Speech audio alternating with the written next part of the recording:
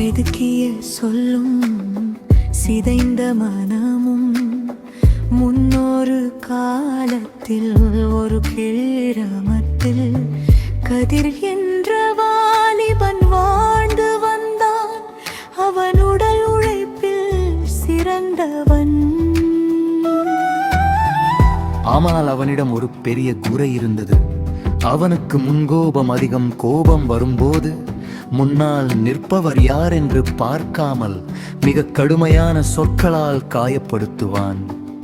ஒரு நாள் கதிரின் தந்தை அவனுக்கு ஒரு பாடம் புகட்ட விரும்பினார். அவர் கதிரிடம் ஒரு மரப்பலகையையும் ஒரு பழைய ஆணிகளையும் கொடுத்தார். கதிர், இனி ஒவ்வொரு முறை உனக்கு கோபம் வரும்போதும் இந்த மரப்பலகையில் ஒரு ஆணியை அடி என்றார் தந்தை. மாற்றத்தின் தொடக்கம்.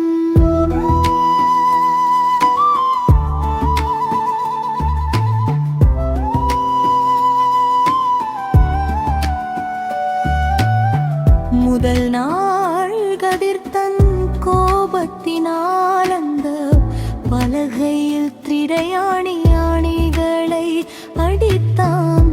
நாட்கள் செல்ல செல்ல ஆணி அடிப்பதை விட கோபத்தை கட்டுப்படுத்துவது சுலபம் என்பதை உணர்ந்தான்.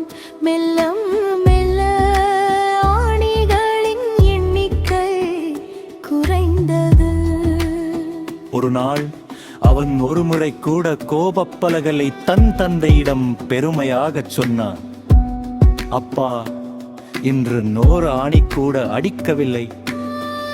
தந்தை சிரித்துக் கொண்டே சொன்னார், மிக நன்று மகனே, இனி ஒரு நாள் முழுவதும் நீ கோபப்படாமல் இருந்தால் ஏற்கனவே அடித்த ஆணிகளை இருந்து ஒன்றை பிடுகிறது.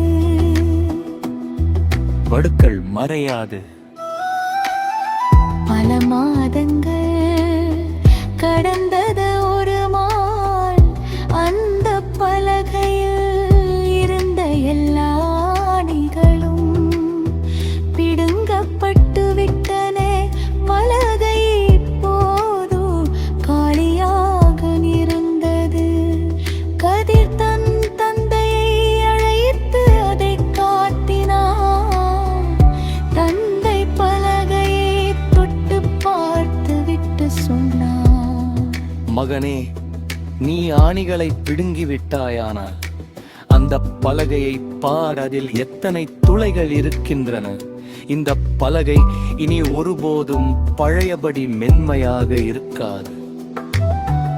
கதிர் அமைதியாக கேட்டுக்கொண்டிருந்தான். தந்தை தொடர்ந்தார், நீ கோபத்தில் ஒருவரை திட்டும் போதும் இதுதான் நடக்கிறது. நீ மன்னிப்பு கேட்டாலும் நீ சொன்ன கடுமையான சொற்கள் அவர்கள் மனதில் இந்த துளைகளைப் போல வடுக்களை உண்டாக்கிவிடும். கத்தியால் ஏற்பட்ட காயத்தை விட சொல்லால் ஏற்பட்ட காயம் ஆழமானது.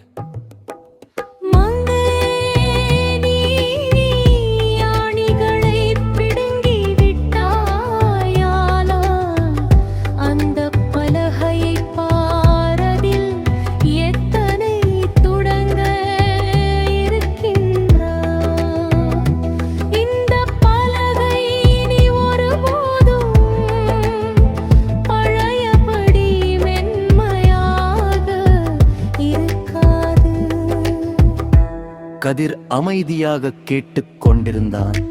தந்தை தொடர்ந்தார், நீ கோபத்தில் ஒருவரை திட்டும் போதும் இதுதான் நடக்கிறது. நீ மன்னிப்பு கேட்டாலும் நீ சொன்ன கடுமையான சொற்கள் அவர்கள் மனதில் இந்த துளைகளைப் போல வடுக்களை உண்டாக்கிவிடும். கத்தியால் ஏற்பட்ட காயத்தை விட சொல்லால் ஏற்பட்ட காயம் ஆழமான